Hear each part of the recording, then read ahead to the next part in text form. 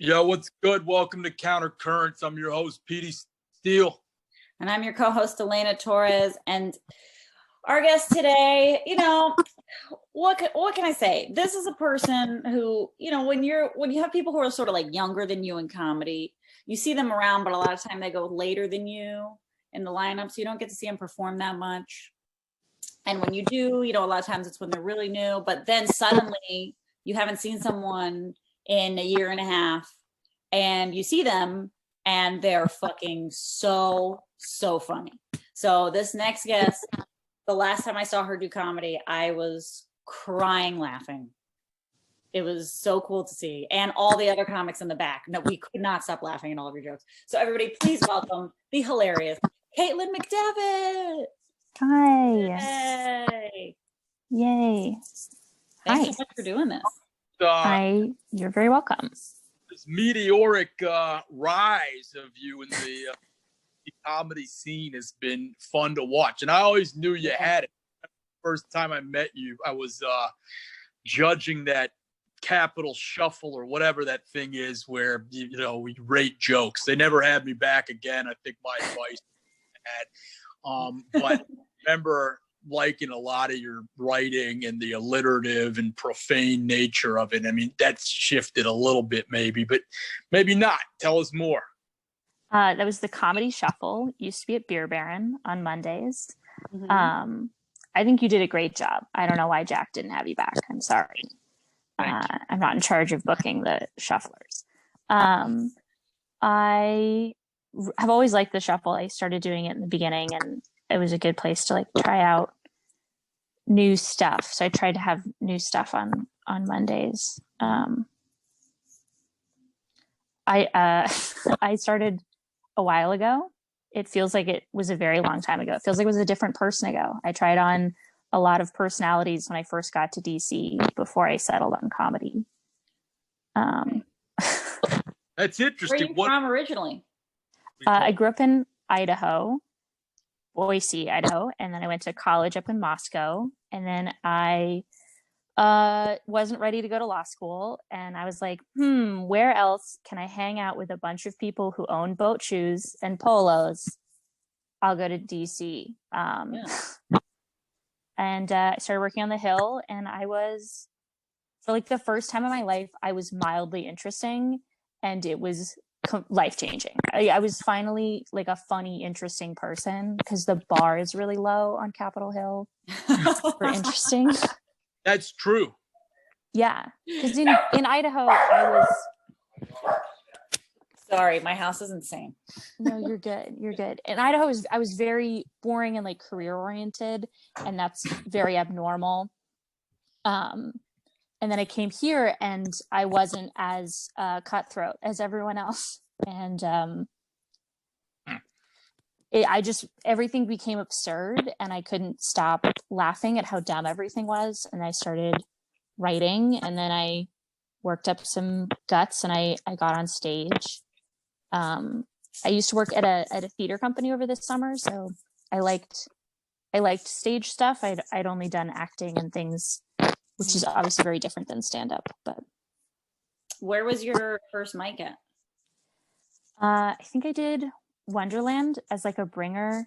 Oh, that was mine too.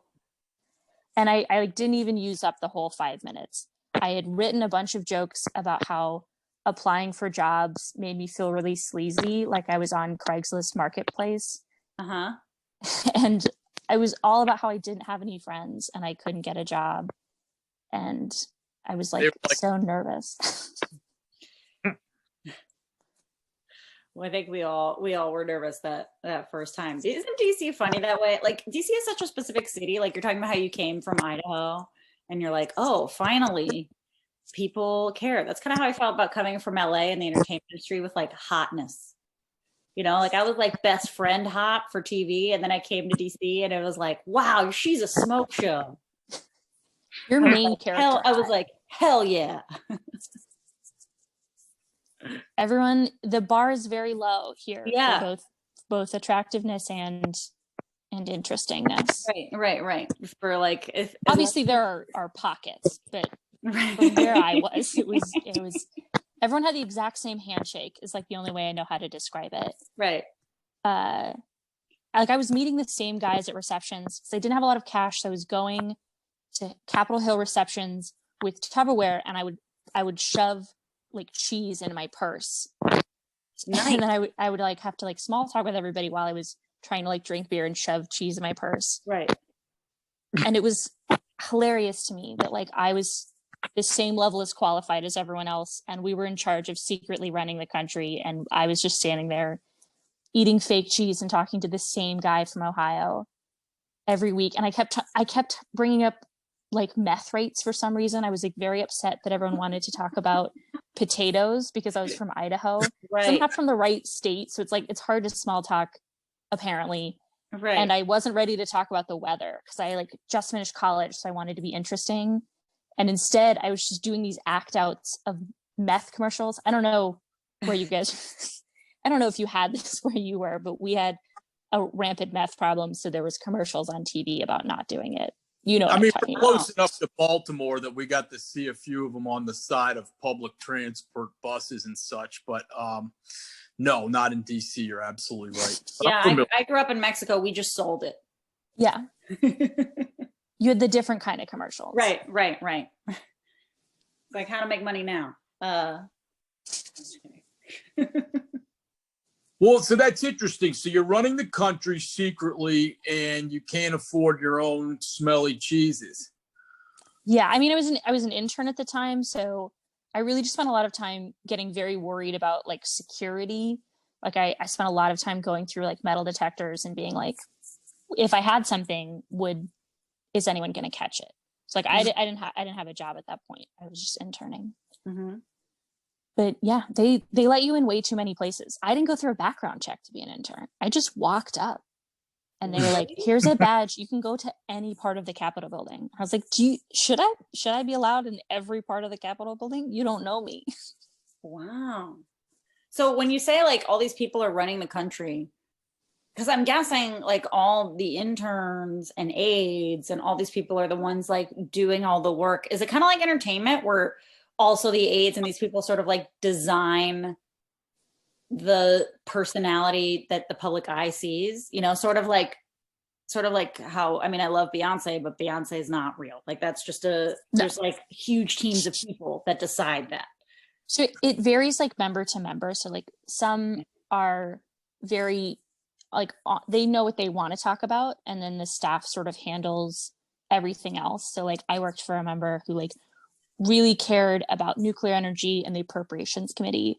And if you weren't willing to talk to them about those two things, he like as a person didn't care as much.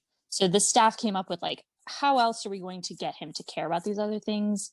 But like he as an individual really only cared about 2 or 3 things.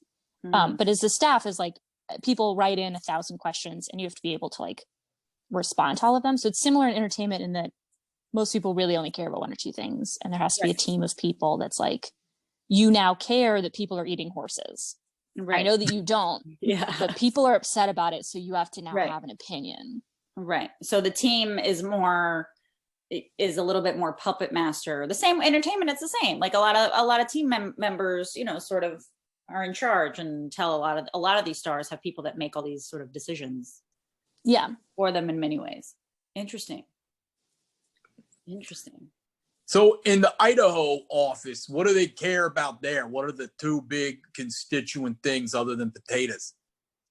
The reason we have a big potato thing is because in the 1970s, we had a PR firm that came in and was like, you guys are now potato people. And we said, great. For the record, we produce a lot of dairy. I'm from the part of the state that is very cow and dairy heavy. So when I think of home, I think of dairy. Mm-hmm.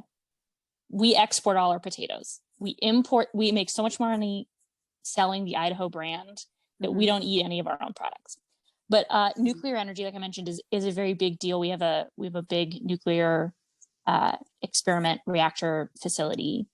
We have the first town in Idaho is the first town in the country that was entirely powered by nuclear energy. Mm-hmm. And dairy and beef, a lot of ag and tourism a lot lately because all of California is trying to get in there. I've noticed that. I've noticed so many people from LA like suddenly spending large amounts of time in Idaho. I mean, not that I know this person, but I was like, I really like Goop, Gwyneth Paltrow's whole thing. We can go into the vagina candle. Yeah. Right. And exactly.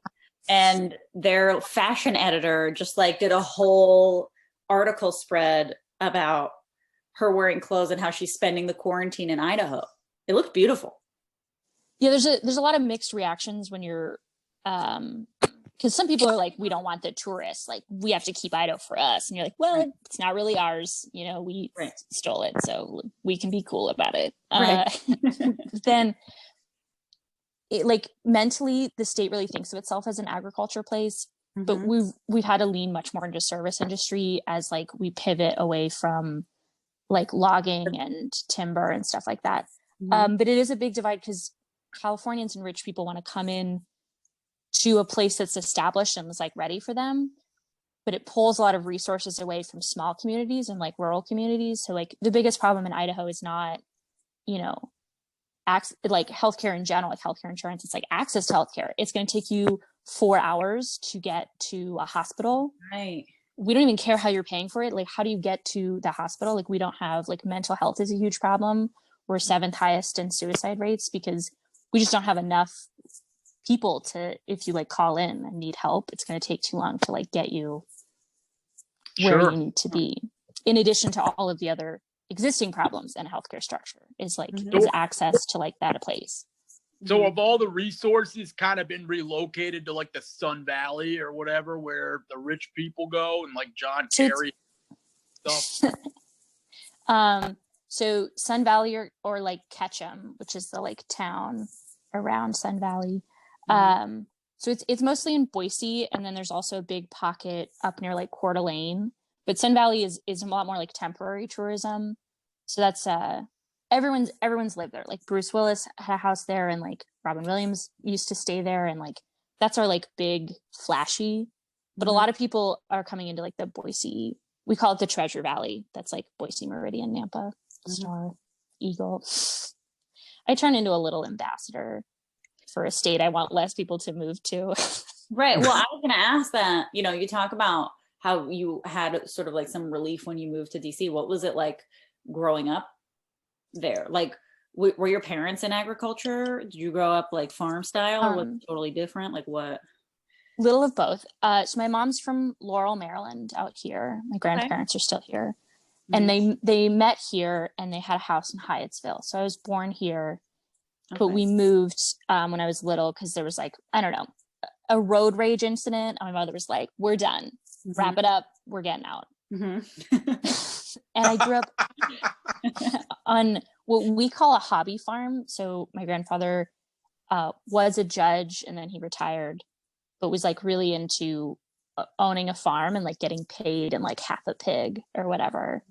So when he was downgrading from judge and transitioning to just private practice, he like bought a bunch of land. And so it's a hobby farm, and then it doesn't make money in that's not our like 9-to-5 job, but it's a hobby farm in that like I've castrated a goat and like I've raised it to eat it. Like, so like no way. It's like tiny rubber bands. We also had chickens. We didn't eat the chickens because my mom was too emotionally attached to them. More the chickens than the goats? Yeah. Chickens are weirdly cuter. I don't know how else to explain it. Yeah, goats don't have much personality, you know?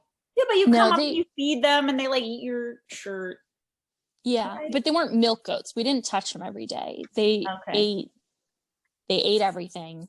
And they had a really great like 4 or 5 years, and then we ate them. Yeah, they're like the Rip Van Winkles, right? Yeah, they're real amped and disgusting. We had a llama because we have mountain lions or like cougars or whatever in the area, because I'm on the edge of town. So we got a llama because llamas are like the only creature that like really will attack back that like mountain lions are scared of. Really? And they will bond minimally with the goats. They don't really like them, but they're like, you can stand behind me while I scream at this cougar. Nice. And we had two. We had Dolly the llama, obviously, and then Obama the llama. because Okay. we're geniuses. Right. And we So- transitioned out of goats, and now we have like 3 cows. Uh-huh. It's And you guys it's mostly milk those? alfalfa. Yeah, we eat them. We eat them. No, we don't do milking because that's a lot of daily tasks. It's more like we're thinking year round.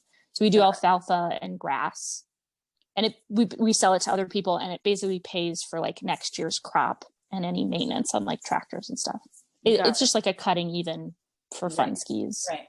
Right. And then we had like a greenhouse and raised beds, and a vineyard, very small. A vineyard. I feel like that's fancy. We had 10 rows of grapes. Don't think like a big. Okay. It's very, very small. It wasn't good. We never made a good bottle of wine. Sorry, Dad. It was always bad. We tried really hard. Right. So I want to know who wins, the cougar or the llama? The llamas never died of cougar attacks. They died of old age. So I don't know if there was any like hand-to-hand combat. That was what I was gonna ask. There was no like did the llama have like injuries, like no scratches, that I wake up in the remember. morning and be like all fucked up from his cougar fight? No, but we did have, because they scream. They sound like humans, mountain lions, when they like yell. It sounds like a woman screaming. It's very unsettling. Wow. And we had them a lot when I was little. And our other problem was like coyotes would come in and they loved the chickens. I think that was why my mom wouldn't let us eat them, because she was like in a war with the coyotes of raising the chickens to maturity. Right. Interesting. Wow. So I grew up less farm than this story sounds. I grew up in the capital city, the like big city. Like I did big city stuff. I was just on the edge of town. Was your high school and middle school? Because I've heard, this is where I'm going to sound very foreign, but I've heard that sometimes in the US there's like farm classes in school. Did your school have that kind of stuff? Did you go You to don't sound foreign at all. That's an honest question. I get that a lot. You really? Oh, okay. My school didn't, because again, I was in a major metropolitan city, but every other school district in the state did. So FFA is a big deal, Future Farmers of America, and 4-H, where you raise a cow, chicken, or goat from birth to auction at the like farm or at the fair. I didn't do that because I had that at home, and I wasn't wildly into it. So I did like theater and stuff like that. Mm-hmm. So my school didn't, because we were in charge of like bringing all the oxy into town. That was our high school. Oh, that's where you guys were like, no, the cool school Action. Yeah. But just outside of town, like everywhere else, that's how kids paid for college, is you would raise a cow or goat or whatever. Cows is where you made money. You raise a cow and then you sold it at the farm auction or at the fair or wherever your local fair was. And then I would pay for basically your first year of college. I was in a sorority and we had girls leave all the time to like go and sell their cows. It depends on the breed and the size, but you could make a couple grand. Okay. Wow. That's awesome. Wow. I went to the University of Wisconsin and they had an agricultural fraternity on campus, and it wouldn't surprise me if they did something like that, because they also had like a caddies thing where anytime any of the donors or trustees had come to town, they'd take one of the caddies and help them golf, and they'd pay their whole ride, just being in a caddy fraternity. So the farm thing wouldn't surprise me either. I never thought of it as like any more than they took agricultural classes or whatever, but that makes sense. My college had departments dedicated to agriculture, and we had 2 farm fraternities. We had Farmhouse and Alpha Gamma Rho. AGR. That's the one we had. Yep. Alpha Gamma. Farm fraternities. Like what? They were ag boys. Parties different? Like what? They all looked exactly like deacons, basically. You need a like visual. Yeah. And they could talk to you about like tractors, trucks, and cows, and that was kind of it. But that was their jam. And there's a lot of. Let me just slip into my old job of recruitment through my university. We offer a wide range of degrees in relationship to agriculture. We offer like agribusiness, ag economics, ag science. So that's all like geared towards kids who are just showing up to school to get a degree, and then they're going to go home and they're going to run the family farm. Right. Because you now do, it's very tech heavy. Farm is very tech heavy these days. There are computer programs to like fly the crop duster, to do predictions on what you need to plant and where, what you're selling and who you're selling it to. Most of the business kids had like an ag background. Interesting. That's very common. And a lot of kids dropped out after a year or two because they had learned what they had wanted to, and they're like, I'm gonna run the farm anyway. I don't need this. Right. I don't need to pay for extra years of college. Basically. Interesting. What was your major in college? I was English and history, and I had a minor in religious studies because I fell in love with a couple professors, and I just followed them around until I was done with school. Sure. The religion professors? Yeah, I had a couple of religion professors that I was really obsessed with. One of them was Sayani Dasgupta. She was an atheist Hindu, like from India. And we bonded on the first day of school because I was wearing a Flogging Molly t-shirt, which is a band. And I was sitting in the front row, and she asked us all to introduce us. And she like stopped me before I said anything. And she was like, "Who's Molly? And like, why do you hate her so much?" She was doing, this is like her fifth language by now. So she spoke a lot of languages. She was a hard ass. Every spelling, grammar, everything had to be perfect. She's like, I learned your language, you're going to learn mine. This is not that hard. Keep up. And it's really interesting learning religion in a small town Christian community. Yeah. Because it makes you think about things more, because a professor is doing more, I think, explaining than you would like at a liberal arts school. Because it's the first time sometimes these kids have heard of like Judaism or Hinduism or any of this stuff. And so you really like, it makes you think a lot harder. Right. Were there a lot of kids like that, like in your high school? Like what was that like? Because you seem like you're a very open-minded person. You don't strike me. Maybe you were, but you don't strike me as someone who was maybe like raised extremely conservatively. And if you were, obviously, I think your natural sort of being is not necessarily that way. So what was it like? Were you different in that sense? So I grew up Catholic, and the community I was in, Catholic was a minority. The majority of kids I went to high school with were Mormon. And that's pretty common in Idaho. So this is how white where I'm from is. We couldn't hate each other based on what skin color you were. We had to subdivide by church. Right. So I had rules in my, like there was a fake rule, in case my mother listens to this. I know it was fake, Lisa. A fake rule that I wasn't allowed to date Mormons because that would be bad. Right. Because they were crazy. They're not crazy. Most of them are very nice people. Some of them are, just like everybody of any religion. So like I grew up Catholic enough that we went to mass, but I gave up pretty early on. Once I learned you couldn't be Pope as a girl, I was kind of done. I was like, I can't be in charge of everyone. Yeah, it's hard. I feel like Catholicism, I was raised like weirdly like half Christian, half Catholic, but I grew up in super Catholic countries. So I feel like Catholicism is really cool until you're like 12. Yeah. You have like first communion and you get to wear the dress and like all that stuff. And then when you're like 12, you're like, hold up.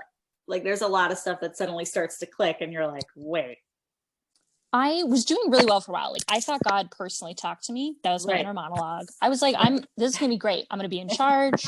I'm going to be Pope. I'm going to be the next Jesus. Like I was like real into it. Right. And then the fissures started and I was getting in trouble with Sunday school a lot because I had a lot of questions and we weren't Jesuit enough that you could ask questions. Right.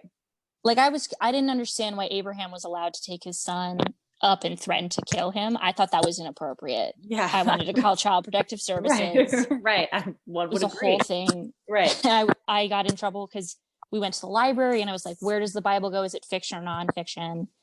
And then they were like, it's nonfiction. I was like, well, Benicula says on page 1 that it's a true story. It's in the fiction department. and then I went to like Bible camp, someone else's Bible camp. And I got in trouble because I was Catholic and I memorized a wrong section or whatever. And they all prayed over me because Jesus didn't love Catholics. And then I was like, I'm good. Yeah. Everyone has prayed over me. I feel really done with God. And then in college, I like sort of, it's not that I went back to believing in God, but it became an interesting book. And like, I wanted to know how other people believed about things. And like, I took a lot of philosophy classes. And that's like kind of what religious studies means, is that you, it's like a little bit of history. You learn what's happening that makes everyone think that what they're reading is normal. And then it's a little bit philosophy of like, we're so lonely. And we look up at the sky and there are stars and we tell ourselves little stories. And what do those little stories have to do with each other? And it's very human. And I took a lot of religion classes. And cultures have their ways of figuring that out. So did anybody Mormon ever try to convert you that you grew up with? All the time. Yeah. I had a crush on this boy in math class, and we talked all the time, and he really just wanted to take me to church. Yeah. I was crushed. And then he never talked to me again once I was like, I don't want to do that. And he was like, I'm like, not what, aren't I great? And he was like, no, I was just trying to save you. Yeah. Yeah, I have my mom's brother converted to Mormonism, so I have an uncle and a whole Mormon family, and there have been some times where, you know, we would go visit them in Utah, and I'd try to get you. Well, your dad had a rule, you said, right? No dating Mormons, Caitlin, is that right? Yeah. Not that they would have dated me, because I would have had to go to church with them, and I'm a bad liar, so. But was your dad ever like, you think you're the only one this guy's with, or what? Was it kind of pitched like that, like polygamy? No, no. So that's fundamentalist. Okay. No, I know. I watched Big Love, but go on. I loved Big Love. There weren't a lot of fundamentalists where I was. This was like very squeaky. Everything in Idaho is mostly run by the church. Like everyone in politics. This is how much church there was, and by church I mean the Mormon church. All the Mormon kids were allowed to take a class during public school that was at the church across the street. And every school had a church across the street. And every school had to let those Mormon kids out during that time to go to church across the street. Wow. So no, I hung out with like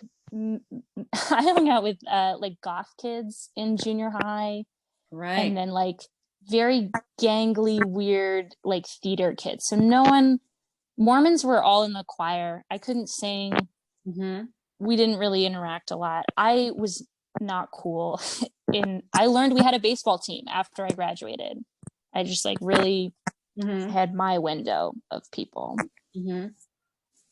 And in theater, did you do mostly acting type of stuff, or did you do producing type of stuff also? I did mostly backstage during school, and then eventually I like walked on stage.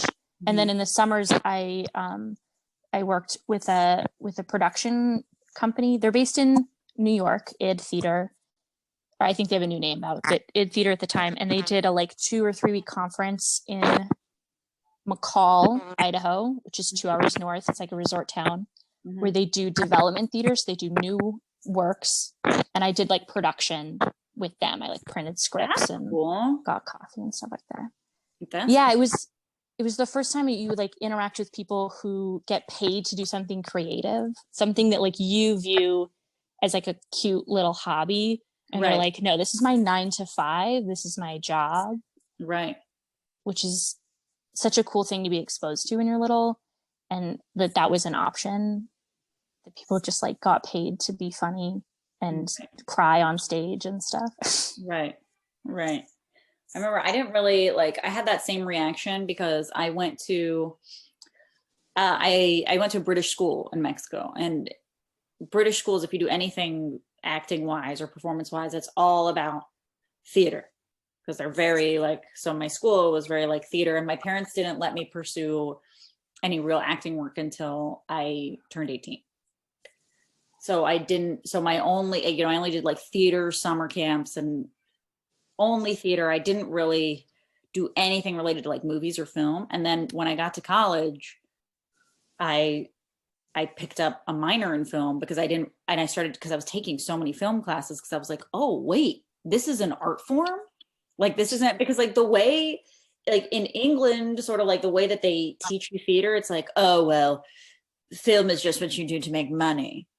But then it was like, oh no, this is its own art form and you can get paid. Like that's, so all the movies I watch doesn't mean I'm too lazy to like read Make a ton of plays. Yeah. Like that could be respected. I thought that was like one of the coolest things when I went to college. And I feel like that's really important because, you know, in a lot of these circles, like you don't know that this can be a real thing. Yeah. Right? My aunt ran the company, the like theater company. And so I got to go up when I was like very little. And my cousin grew up in New York. So she did like commercials and stuff. And then she was in a movie when we were really little. And like, but I was such a weird kid. I was like, I'm going to be a lawyer the whole time. Like I was like, I want an assistant. I want a 9 to 5. I was like a 7-year-old was very obsessed with dental insurance. Like I was very worried about retirement. I wanted a savings account. Right. My thank you cards from age like 4 to 20 was just like, thank you so much for the check.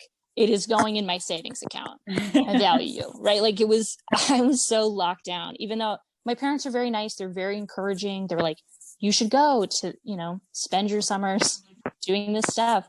Right. And it was me. It was all me.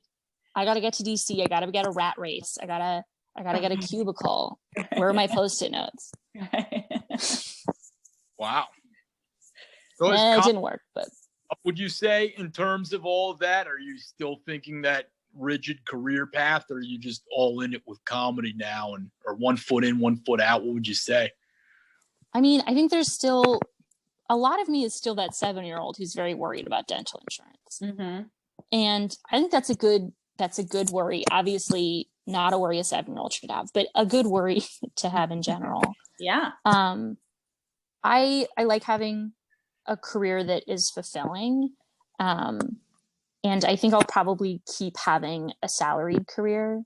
I really like comedy and I want to see this through as far as it takes me. But I really like health insurance and I really like 401ks and investments. I love a stock portfolio. Oh, me and you.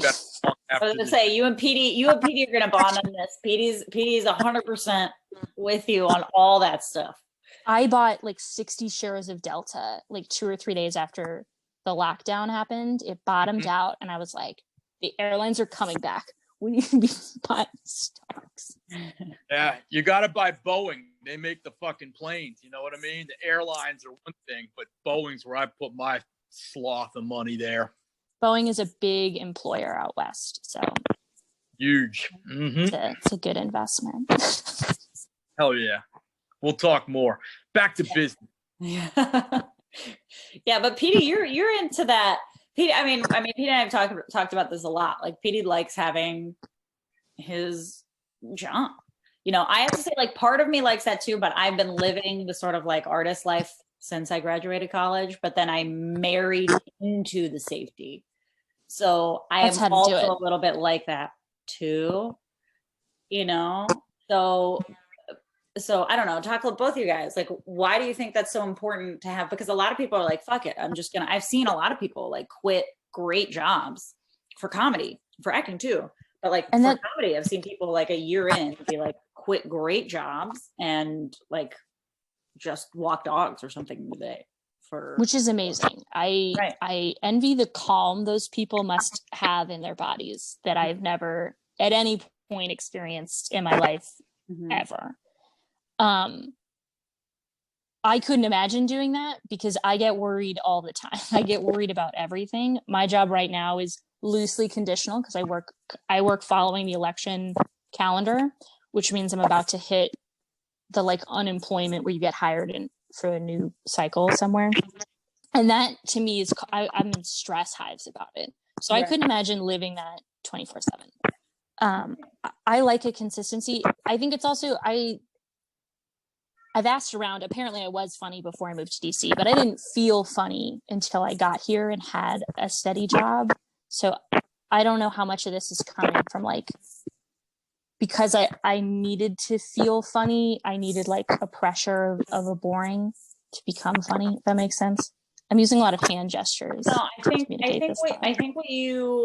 it's a certain sense of, because it's so weird you talk about this, because I've actually been thinking about this a lot lately, is sort of like that feeling safe, right? Like I did acting forever and always thought about stand-up comedy forever, but I just never, I felt like I didn't feel safe enough in also like emotionally in my, until I like got married and have sort of like this like stable home and stable family. Like that was when I finally felt sort of like the safety and security to actually go out and try stand-up comedy, even though I'd been sort of around it for years. Yeah.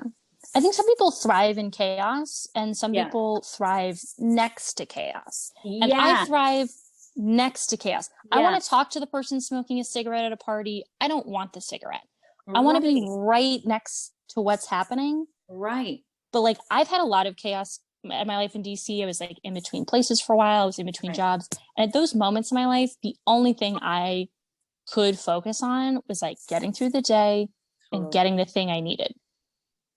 And I know, and there are people that don't act like that and really thrive when their life is on fire. And I love those people. And sometimes those people are so funny. Yes. I'm not that person. Right. If I'm not well, I cannot fake an emotion. When I'm mad, I'm furious. Right. And when I'm good, I'm great. Right. And yeah, I think it's great that you figured that out. I feel like it took me a really long time to figure that out because I was like all chaos all the time for a very long time. And then as my life slowly, like I'm sober now, like slowly, step by step, I've been sober for a long time now, but sort of like step by step, it's gotten like less, I've gotten like out of that chaos. And I feel like I'm becoming I'm definitely not, I've had phases where I've been much more financially successful, but like where I'm doing things that are much more true to myself. And I feel like I'm way better at comedy than I was at like Spanish soap opera acting, stuff like, and I feel like the reason I sort of got into like the shows and stuff that I did before was kind of what you're talking about. Cause I was just so like, what, a job? Okay. Okay. I'll dedicate all my time for 5 years to this, but do I like doing it? I don't know. Like, right. And then once things get when you feel safe, I feel like I can thrive more, but there's some people that don't. Petey, what do you think? I mean, my opinion on this is I've lived in chaos, as you say. I've been not sober for a long time back in the day, and I paid the price from that. And, I would reflect on times before that when I had more structure. And even though it wasn't always as exciting and I hadn't gone through a lot of the stuff that I went through when I was, tearing stuff up. But I didn't realize that those were better times. And then after I got sober and all that, I kind of learned that discipline worked. And when I got into comedy, it was just a dare. I didn't expect any of this to go anyplace. And then it kept happening. And I was like, holy shit, I love this. But in terms of quitting like a whole job, I can't do it. I have to have some structure throughout my day and some sense of like being compensated for my time and everything like that, so that if comedy turns out to be whatever. I know there's people that say you got to cut the whole safety net. I disagree. I read this one book about how artists work, and it talks about like 102 different routines of famous people, some comics, some actors, some novelists. And there were a few people in there that, worked real jobs. I think Anthony Trollope, for example, the old English writer, had a job with like the British Postal Service, if I'm getting that right. And there was like another one, I think Walt Stegner was like an insurance salesman. And then they would write for 3 hours a day. I mean, when you set that time where you can, for me, discipline kind of makes more freedom. But if I have all the time in the world to just dick off, I'll do that. And I've proven that to myself. And then I'll be nothing. Right. If that makes sense. Yeah, I know that makes sense. I think also, Caitlin, like what you said about being next to the chaos, like that's also like I still kind of need that. If you're doing comedy at all, you need a little chaos. You know, you need some chaos. Like I love the idea. Like when I think about my future, like I love the idea of like Stepford mom by day and comedian by night. It's like a superhero. Yeah, You know? I'd watch that show. Yeah, right. I feel like that's because I need that, like, you know, sort of like boring, even though I don't, but like stability, extreme stability with like extreme crazy. Yeah, right. Yeah, totally. I talk about this sometimes on stage. Like I first learned this in like junior high. I spent all day with kids from like rough backgrounds. They were all doing drugs or drinking during school. Mm-hmm. Someone was always like about to get pregnant or had gotten punched or something. Mm-hmm. And they were all like vampire freaks. They were like hardcore, like goth kids with the makeup and the corsets over their clothes. And I would go home and I would hang out with Purity Ring cheerleaders. I was neither of these things. Mm-hmm. I read Twilight to keep up. I could quote a verse of literature. I identified with neither of these people, but I loved the chaos of going from group to group. I loved how topsy-turvy it felt to like follow these two like completely insane worldviews that were not going to hold up forever, but they just like felt like they had to keep these like tiny circles moving. Right. And I've done some version of that at all points. Like I work a very corporate, boring job, and then I go and I hang out with a bunch of like 30-year-olds pretending that they're 19 and like getting drunk at the bottom of a bar. And I'm like, I'm neither of these people, and I love this moment in the middle between these two things. Right. But some of you, but you are something in the middle of those two. Yeah. But it's comforting to be around the mess, right? Yeah, I mean, sorry, go ahead. No, I've done DC without comedy, and we've all been experiencing a version of DC without comedy right now. Right. And True. comedy wasn't adding chaos to my life. It was a way for me to act out in a way that was still like structured.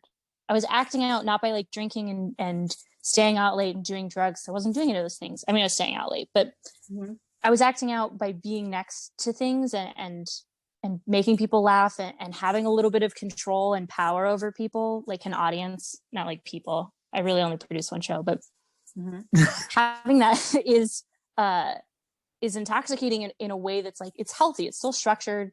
It has a start time and a stop time. I know exactly where I am at all times, but I get to do the little chaotic thing. I get to be a little bit toxic, a little bit like not great.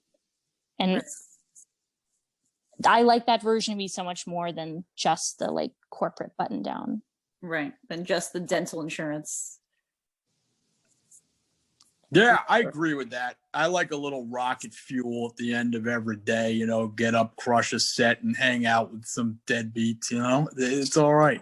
Yeah. Obviously not everyone's a deadbeat. Most of everyone is wonderful and they're very nice. And I care about all of them. Sure. They know I mean. So but here's my question, right? Like, what are your goals with comedy? 2020 had a set list of concrete goals. I adorably wrote them down. Oh, I do that every year. Yeah. I was like, I want 25 minutes and an opportunity to share that on stage at least once. I want to go to New York 6 times. Oh, you said a number. That's good. A number. Yeah, and I had 2 under my belt and a 3rd planned before the lockdown. Yeah. Wow. And the 3rd, I don't remember the 3rd. I think it was a set number I wanted to hit of like total sets. Oh, for the year? Yeah. Wow. That's smart. I never thought about counting the actual sets per year. Have you counted your sets per year before? Yeah. I was on the like ramp up part where you're like doing too many sets to also work. And so it was like the number, I don't have it written down in front of me, but the number was somewhere between like an insane amount every week and then dialed back, where I was like, I'm going to take 2 days off a month to really like, nothing's allowed in on that day. Yeah. That I don't already have something planned, like not counting weddings and stuff, but I don't remember the number, but like because it gets, once you're like in the like ramp up part, you're like, I could do 10, 12 sets a week. You just do that forever. That sounds great. What if it was like 15? What if I just like added? Right. And then you're like, are you giving yourself time to write? Are we breathing? Have you listened back to any of these sets? No, there's a point where it becomes too many. And I hit that point and then I dialed it back for a little bit and then I hit it again and then the pandemic happened. There's a point where you're just doing too much comedy and it actually is making your comedy worse. I like went back and it was like a Saturday and I had hit 2 birthday parties and then I went and did 3 sets and then I like raced across town to go to like one more event and I like crawled into bed to get up early the next day to like write it, to like sit down and have a writing group to then run across town. It was like, we're hitting too many things. You can either have friends or not, but we can't do 5 events in one night. Yeah. Yeah, it gets crazy. But now I would do that in a heartbeat because I loved doing it. Right. That's my like fantasy, is that I'm at work and I get a text and it's like an invitation to a party and I go home and I sit on the end of my bed and go, do I even want to go? I have so many things to do tomorrow. Yeah, I wish, right? That's like what happened. I've talked about this on this podcast before, but I started doing comedy way too quickly after having a baby. But like, thank God I did. If not, I probably would not have done any comedy for like 6 months in 2020 or whatever. But I think there's a point where you can like really push yourself. I mean, I just couldn't emotionally. I started doing it so soon. My hormones were all over the place that I could not emotionally handle the environment of comedy. Like I would come home crying every time. And it was like that when it's like really, when your mental health is like not right, like you can dial it back and maybe do 3 sets a week. Your sets are better when you care and you're not spending the whole time being like, am I going to find parking at the next place? Yeah. Did I say it in the order I thought I was going to? I practiced on the way in, but like I'm late and I got to get to the next thing. And like for me, because I like structure, I was like, this was my plan for 2020, is I wanted to find the number that worked for me, that still felt like I was grinding. I was trying hard, doing, more sets so that I was pushing myself, but not so many that I was just getting lost in a wash of like, what am I doing? And so I didn't achieve that, because now I would take literally. Right. You count it more in actual sets, not in nights. Because like I don't count so much sets. I count it by like nights. And a night, like I'll give comedy its own night. And like however many sets I can get in that night, it's comedy. Well, I have less connections than you. So I can sometimes get 2 or 3 a night, but that's inconsistent. It's normally 1 or maybe 2. Right. Not on a regular weekday. So I think of it more as sets. If I'm hitting 10 sets a week, is that more or less? And yeah, that was in the initial high goal. And then like, how do I dial that back so that I am going out less nights and I'm doing more sets? Right. But I didn't have a car for a long time, and you got to rely on other people. You spend much time on the subway, and then you're like, I just dropped $7 to get from point A to point B to do 3 minutes. And then what are we doing? Yeah. It's a lot of Uber money. It's a lot of Uber money too. Yeah, it was supposed to be cheap bitch 2020. I was like, I'm never going to take the Uber again. I'm going to bike everywhere, be insanely late. It'll be terrible. Right. That was my plan. How many sets would you say you've been getting since the pandemic weekly? 1, sometimes 2, a very exciting week, 3. That's really good. You don't have more connections than me. That's the same.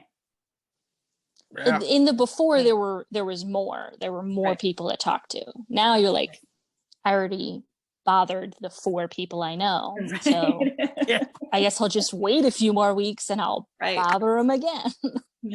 Right. Or I love when you think you're the creative person being like, hey, like I did this today.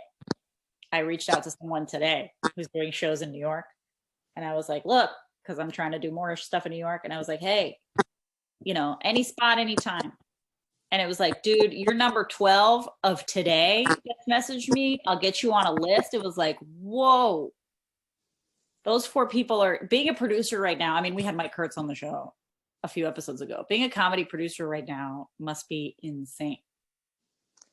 Yeah, it is. It's a lot of hats. Mm-hmm. Yeah.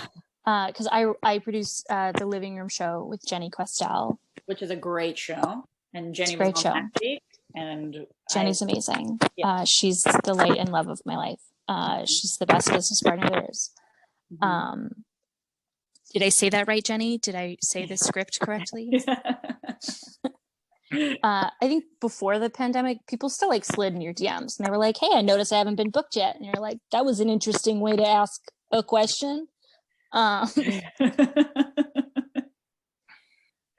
I can only imagine what it's like for the New York people, because we're not there, so we're just going up to bother people, right? And they don't have lawns, they just have roofs, right.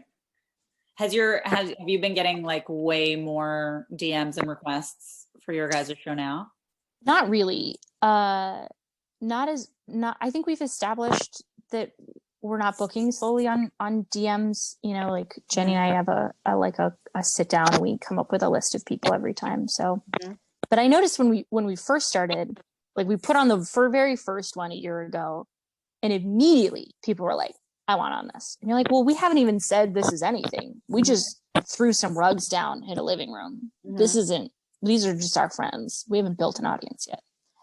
But it taught me a year ago, because I'm really bad at asking for time. It doesn't occur to me that I should be asking producers. I like live in like a little good girl world where if, you know, people will think of me, and that's not always, there's a middle ground in between being annoying and not asking for time. And so right after that first Living Room show, and we got like an influx of like, I'd love to be on. I was like, oh, no one cares. I can ask people and no one's going to think I'm annoying. No one remembers you. That's the one thing that I learned from acting that really helps in comedy, is just like in this job in general, entertainment, like no one remembers you exist. You just have to remind people you exist all the time. Very nicely, very politely, just like, hey, what's up? I'm a person. You remember that. Right. And people are like, oh my God, I do remember that. Right. Let me help you out. Right. That's all it is. That's all it is. You know, people don't, if you're a new comic and you're worried about it, like don't take it personal. Like you're just reminding people that you exist. People have their own lives, have their own shit. They don't remember you. Just remind them. And don't be mad if nothing happens. You reminded them. They remembered. That's where you want to be. We don't get the level that like Kurtz gets, because Kurtz and Jack are doing like every week. Right. Well, you guys are doing pretty often now though, right? We're looking at monthly. We're obviously going to have to start winding down at some point because it's cold. Right. But as my roommate pointed out, people were willing to sit out. They knew it was going to be cold. No one's shocked that it's cold outside. Well, your neighbors across the way have that fire pit and everything. I mean, So we started doing it at Jenny's place because my place required a lot of prep. I baked everyone a dozen cookies to ask them not to call the police if we were loud. Really? Because I'm on you and I live really, I won't say where, but you and I live really close by each other and live in similar, like the way it's the structure of everything. And I thought about doing something, but I was like, how do you not get the neighbors to yell? I'm going to tell you right now, it's chocolate chip cookies and some non-chocolate cookies for the people I thought might have allergies. You can tell. Wow. And then there's like a very nice Chinese family, and I baked them some biscotti because I was like, I really want you to like me. I'm going to really try with this batch. We're not going with the like boring, you're getting top-notch biscotti. And it worked. No one came. No one in the neighborhood popped outside. And then B, no one called the police, which is really what I was looking for. That's big though. Did you like have like a little, did you do like a letter on the cookies? Just be like, I hand wrote a full page explaining that if anyone felt uncomfortable because of Corona, like, please let me know and we can make adjustments and no one's going to be on your property. And we'll be over before 10 for the sound ordinance. And like, there will be some like impolite words. So if you have small children, stick a movie in front of them because we're going to be loud. Wow. Yeah. That's pretty cool. Did you ever think of just giving some liquor to police, cut out the middleman?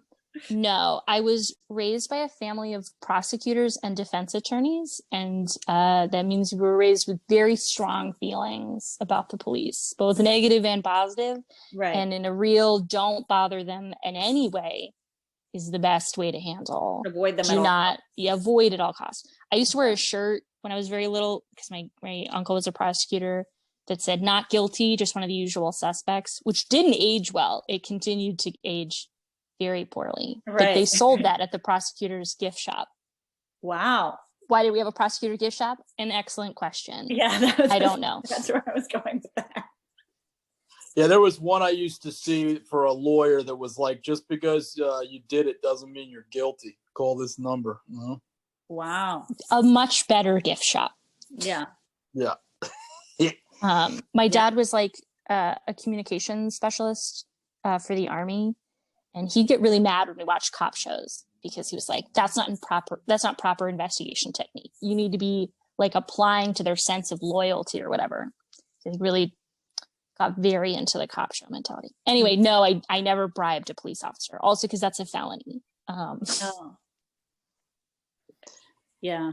That was another interesting thing that I learned moving here. I was like, oh, that's not a regular thing. People actually trust these guys. And now we find out that they don't. No. But also don't bribe them.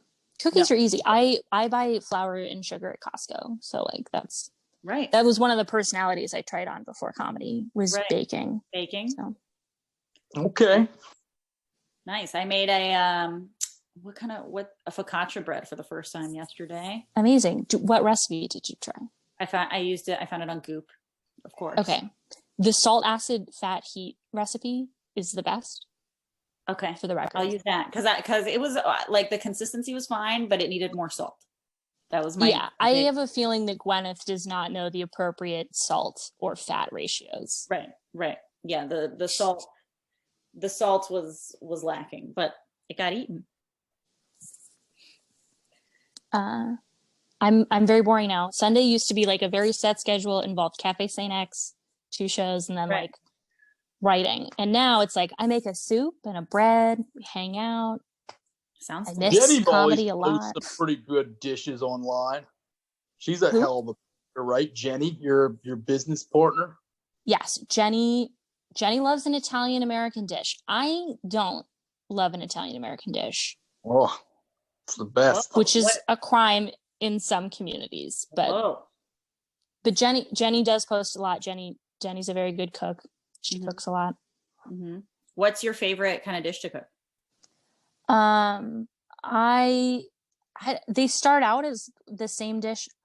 Cooking is a lot like art, like it. Yeah, it's a lot of improv. So I like spices. I really like fennel and cumin. Mm-hmm. So like. Maybe I'll make sausage with fennel, and I got fennel like bulbs the other day, and I chopped that up, fried that up with some like onion carrot mixture. That's delicious. Sounds delicious. Well, we want to thank Caitlin for being on our episode today, and thanks for coming and telling us all about Idaho. Yes, please don't move there. Please visit. Yeah, it's beautiful. The greatest little ambassador for Idaho. Where can people get at you? I'm on Instagram at Caitlin_McDevitt, and I'm on Twitter at McDevitt Comedy, and I might get a TikTok, but we don't know. Mm-hmm. The pressure is intense. I feel like I should start one, but I don't have one yet. Cool. And when's the next show? And Jenny and I produce shows at the Living Room DC. We, I think, are having one on November 7th. But you can follow us on Instagram for more updates. Very good. All right. Sounds great. All right, everybody, keep listening. We have more guests every week. Our episodes are longer, more in depth now because we aren't allowed in the green room in Arlington yet. But keep listening. We love you guys. Have a good day. Bye-bye.